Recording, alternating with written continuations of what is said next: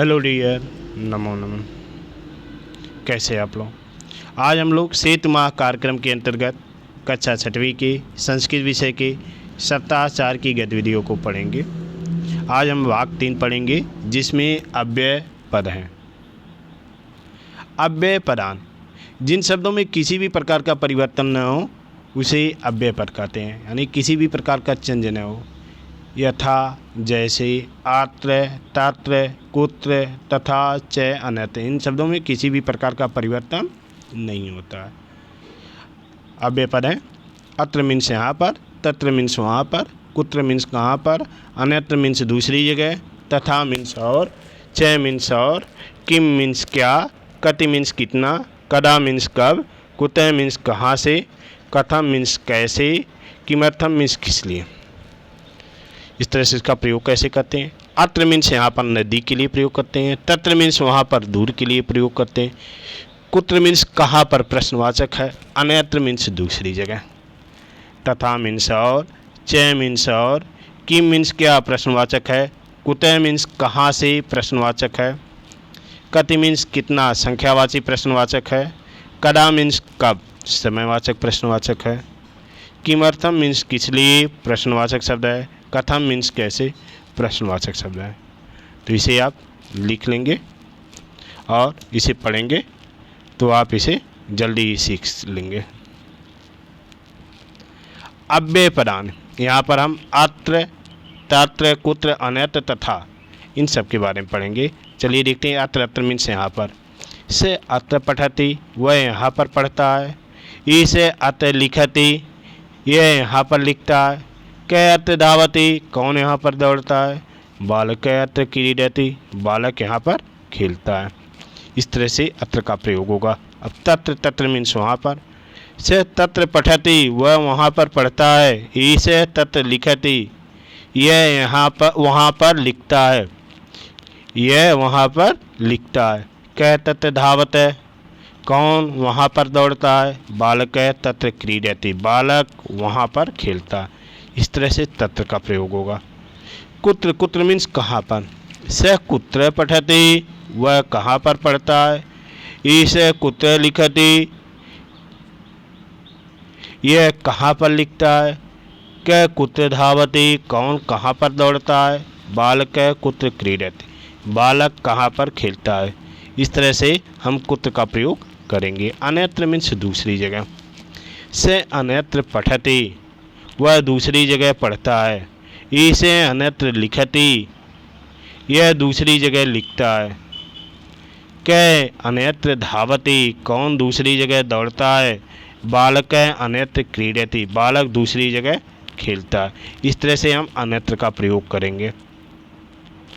तथा, राम तथा सीता पठते, राम तथा सीता पढ़ते हैं, बालक तथा बालिका लिखते, बालक और बालिका लिखते हैं, धावक तथा धाविका धावते, धावक और धाविका दौड़ते हैं, बाल तथा बाला क्रीडते, लड़का तथा लड़की खेलते हैं।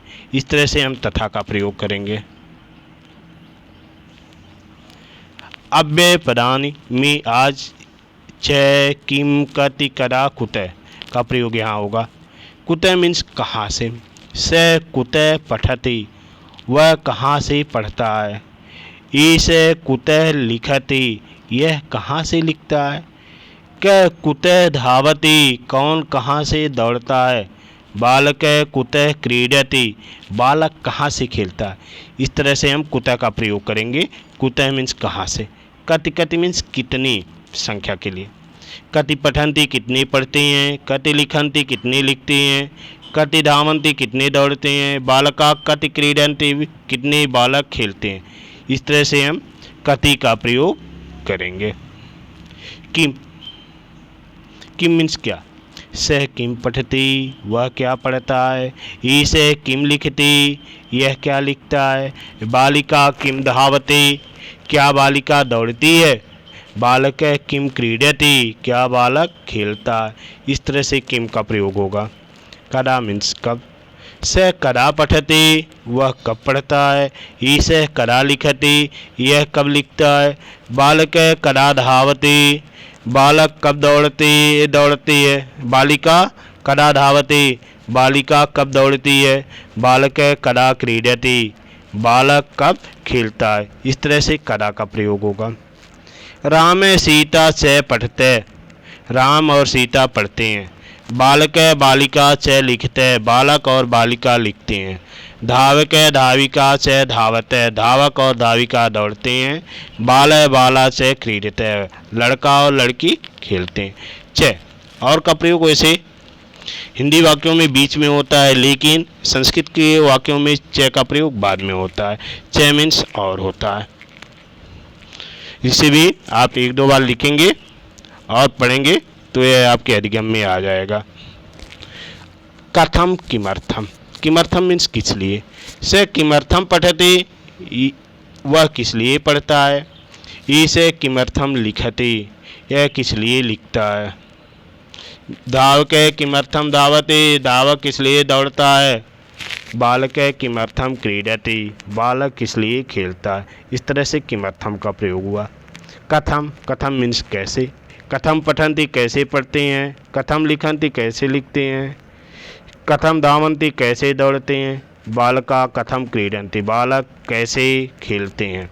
इस तरह से कथम का प्रयोग होगा। इसे भी आप लिखेंगे और दो चार बार पढ़ेंगे तो आपके अधिगम में आ जाएगा। इस तरह से हम अव्यय पर जाने कि वे शब्द जो सर्वदा एक जैसे ही रहते हैं, जिनमें विभक्ति, वचन तथा लिंग के आधार पर कोई परिवर्तन नहीं होता है, उन्हें अव्यय पद कहते हैं।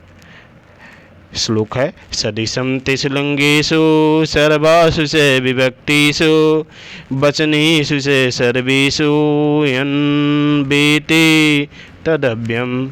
सदिशं लिंगेश, जो तीनों लिंगों में समान हो। सर्वासु से विभक्ति, और सभी विभक्तियों में समान हो। वचनेषु से सर्वेषु, और सभी वचनों में समान हो। यत् मीन्स जो, न मीन्स नहीं, वेति मीन्स कर जो, उसे तद अव्ययम, वह अव्यय होता है। इस तरह से हम अव्यय पढ़ें। आगे देखते हैं। पृष्ठतः मीन्स पीछे, पुरतः मीन्स सामने, दक्षिणतः मीन्स दाएं, वामतः मीन्स बाएं। गृहस्थ पृष्ठतः गृहाणि सन्ति, घर के पीछे घर है। पृष्ठतः मीन्स पीछे, और पृष्ठतः के योग में हमेशा षष्ठी विभक्ति का प्रयोग होता है, इसलिए गृह शब्द में षष्ठी विभक्ति का प्रयोग होगा। गृहस्थ पृष्ठतः गृहाणि सन्ति। विद्यालय पृष्ठतः जलाशयम् अस्ति, विद्यालय के पीछे जलाशय है। इस तरह से पुरतः देख रहे हैं। गृहस्थ पुरतः गृहाणि सन्ति, घर के आगे सामने घर है। पुरतः के भी योग में षष्ठी विभक्ति का प्रयोग होता है।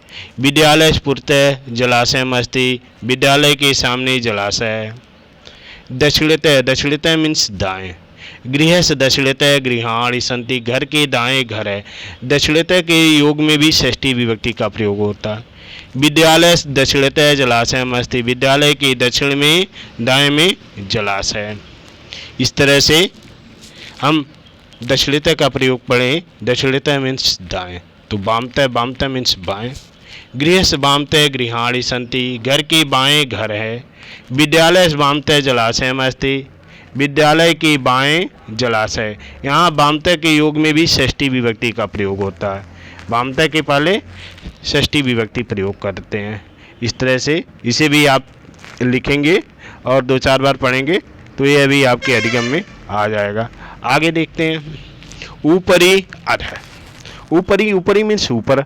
आन, जैसे अंग्रेजी में आन जो प्रयोग करते हैं उसकी जगह पे ऊपरी का संस्कृत में प्रयोग करते हैं। अधः, अधः मीन्स नीचे, इन जैसे इसका प्रयोग होता है। चलिए देखते हैं। उत्पीठिका या ऊपरी बालक उपविशति।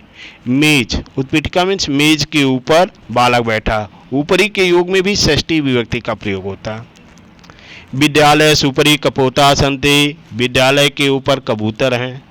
उत्पीठिका या ऊपरी विद्यालय उपविशति, मेज के ऊपर बिल्ली बैठी है। वृक्षस् ऊपरी खगा सन्ति, वृक्ष के ऊपर पक्षियाँ हैं। इस तरह से ऊपरी का प्रयोग करेंगे। अब अधः का प्रयोग नीचे। वृक्षस् अधः बालिका उपविशति, वृक्ष के नीचे बालिका बैठी है। वृक्ष के नीचे लड़की बैठी है। वृक्षस् अधः सिंह अस्ति, वृक्ष के नीचे शेर है। उत्पीठिका या अधः विद्यालय उपविशति, मेज के नीचे बिल्ली बैठी है। वृक्षस् अधः बालका सन्ति, वृक्ष के नीचे लड़के हैं। इस तरह से अधः का प्रयोग करेंगे। आप इसे भी लिखेंगे और 2-4 बार पढ़ेंगे तो यह आपके अधिगम में आ जाएगा और इसके प्रयोग करने में आप समर्थ होंगे।